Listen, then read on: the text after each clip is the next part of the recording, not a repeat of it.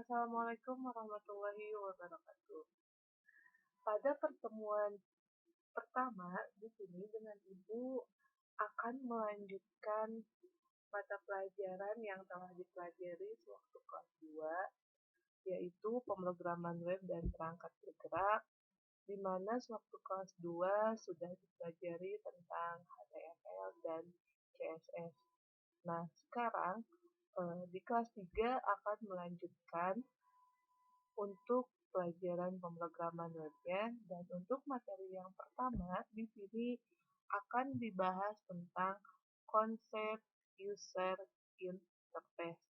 Nah, pasti apa sih konsep user interface itu dalam sebuah website? Nah, untuk user interface itu sendiri, ya seperti di sini sudah tertera intinya, yaitu proses komunikasi antara user, ya, atau user itu bisa kita sebut dengan pengguna, dan sistem. Sistem di sini berarti komputer. Nah, sebagai contoh, tadi kan komunikasi antara user dan sistem. Contoh di sini misalkan kita masuk ke Google. Nah, di sini kita akan melakukan sebuah komunikasi antara user dan sistem. Kita pengguna misalkan ya akan di sini mencari apa pengertian lebih jelasnya lagi tentang user interface. Nah, user interface tadi kan komunikasi antara user. Komunikasi di sini berarti pengguna mencari pengertian tentang user interface, dan komunikasinya kan tadi sama sistemnya itu komputer, berarti timbal baliknya komunikasinya itu tadi komputer memberikan jawaban atas apa yang telah dicari oleh user. Nah, secara umumnya mungkin seperti itu. Nah, atau bisa juga user interface bisa disebut dengan salah satu proses pemecahan masalah yang dapat menerima informasi dari user dan memberikan informasi kepada user untuk membantu mengarahkan alur penelusuran masalah. Nah, kalau diterapkan ke dalam website, misalkan ya, di sini ada sebuah aplikasi yang telah dibuat oleh kakak kelas kalian yang sekarang ya sudah alumni. Nah, contoh di sini ada aplikasi tentang SPP ya, ataupun pembayaran SPP di sekolah. Tadi kan user interface itu komunikasi antara user dan sistem. Nah, kalau di website berarti komunikasinya itu, contoh, kita akan melakukan login. Berarti kan ini halaman login, kita akan masuk ke halaman website-nya. Nah, otomatis untuk bisa masuk ke halaman website, kita harus mengisikan username dan password. Nah, jadi komunikasinya itu di sini user ya ataupun pengguna mengisi ya untuk username dan passwordnya. Nah, ketika sudah diisi, diklik sign in, nah, akan masuk ke halaman website ya atau aplikasinya. Nah, berarti kan tadi timbal baliknya di sini ya komputer menampilkan halaman dari aplikasi. Nah, untuk user interface itu sendiri terbagi menjadi dua macam. Nah, yang pertama itu ada GUI ya, atau bisa juga disebut dengan graphical user interface. Nah, untuk graphical user interface di sini paling banyak digunakan dalam software untuk saat ini, dikarenakan mudahnya dalam berinteraksi. Dan di GUI juga menggunakan unsur-unsur multimedia seperti gambar, suara, dan video. Nah, adapun keuntungannya dari GUI di sini, pertama akan mudah dipelajari oleh pengguna. Pengguna itu kan tadi user. Sebagai contoh mudah dipelajari. Nah, kita sebagai orang yang awam misalkan dalam penggunaan komputer untuk memahaminya kan di sini mudah dipelajari. Nah, otomatis ya kalau orang yang awam gimana ya kita untuk mencari jawaban dari pertanyaan misalkan apa sih tadi keuntungan dari GUI. Nah, otomatis kan kita sebagai pengguna di Google tinggal ketik saja keuntungan dari GUI.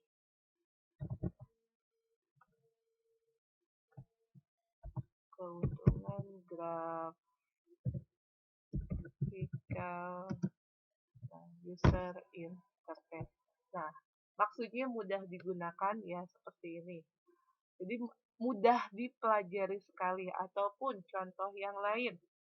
Nah, kalian semua akan masuk misalkan ke Facebook. Nah, untuk masuk Facebook juga otomatis Nah, ya untuk penggunaan Facebook di sini ya otomatis kan kalian juga pasti sudah tahu bagaimana untuk membuat status, bagaimana untuk mengomentari status, like ataupun yang lainnya. Nah, selanjutnya yang kedua, dapat berpindah dari satu layar ke layar yang lain tanpa kehilangan. Nah, maksudnya dapat berpindah dari satu layar ke layar yang lain. Contoh, ini sekarang ada di halaman ya, untuk PowerPoint. Kita misalkan akan masuk ke halaman yang ini, ke Google.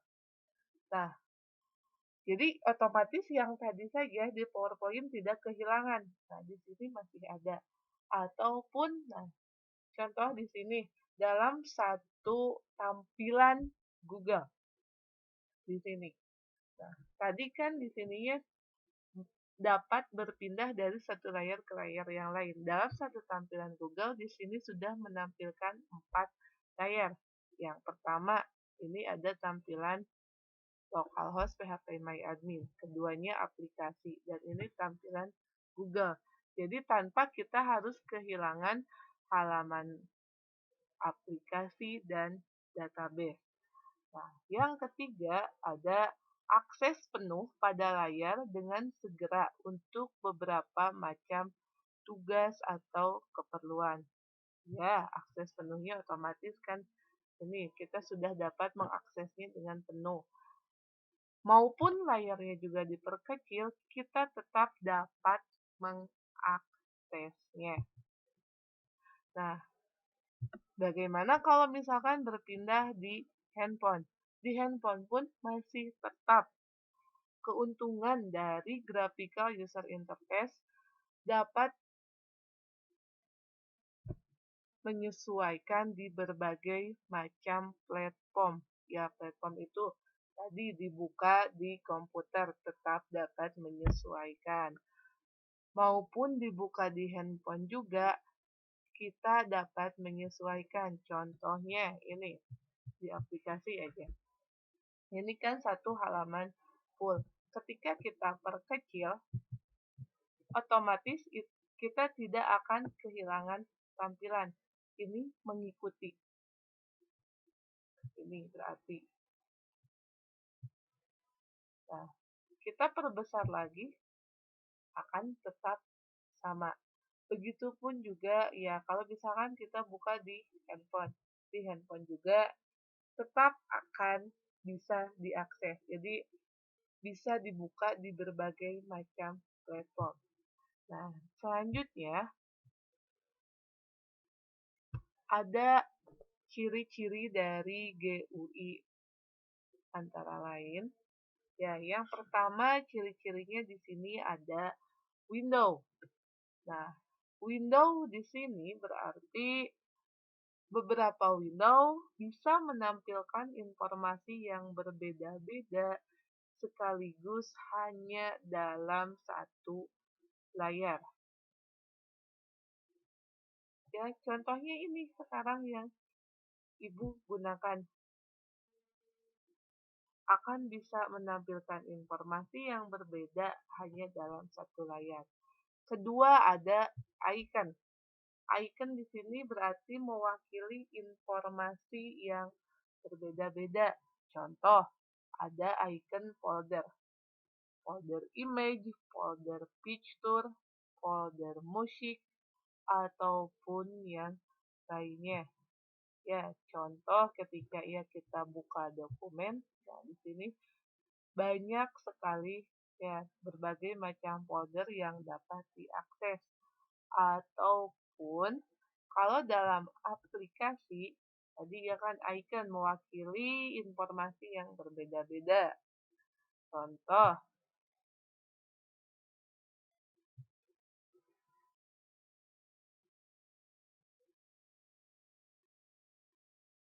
nah di sini icon. Ini kan sudah ya tandanya. Icon di sini ada tanda tambah, ada tanda simpan, ada tanda reload, dan ini untuk print. Jadi kan dari keempat ini saja sudah mewakili informasi yang berbeda. Ini untuk menambahkan data, kemudian yang ini untuk menyimpan, yang ini ya untuk reload fungsinya, dan yang ini pastinya untuk mengeprint sebuah data.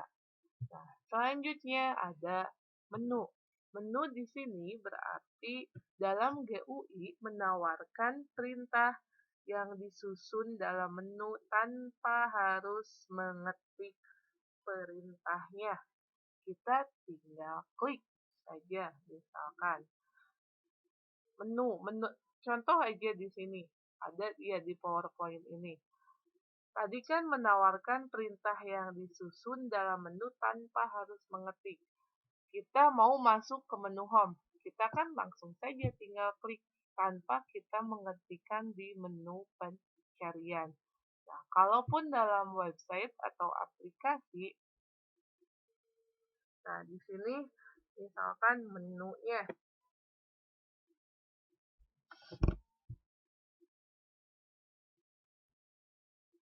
Nah, di sini kan dalam master data atau contoh di sini di master data kan banyak, ada petugas, SPP, kelas, siswa, data pembayaran, cari siswa.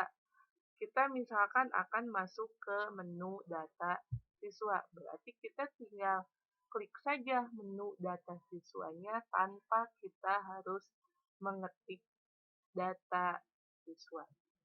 Selanjutnya ada pointing. Pointing di sini berarti alat petunjuk. Nah, alat petunjuk udah pasti yang sering dipergunakan, bukan sering lagi, pasti wajib dipergunakan, yaitu menggunakan pointer pada mouse ini yang Ibu gunakan sekarang. Dan terakhir, ya ada grafik. Grafik di sini artinya berarti gambar bisa dicampur dengan teks pada tampilan yang sama untuk menyajikan informasi. Ibu ulangi, kan gambar bisa dicampur dengan teks pada tampilan yang sama. Contoh saja tadi di aplikasi ini.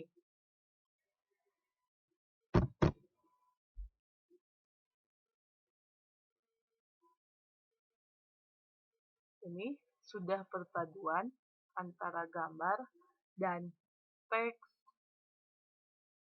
pada tampilan yang sama untuk menyajikan informasi. Berarti kan ini informasinya ada total revenue-nya ada 12.099 US dollar. Nah, selanjutnya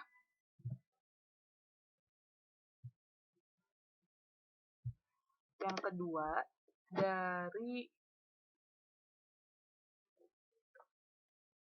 macam-macam interface tadi, yang keduanya ada text-based interface.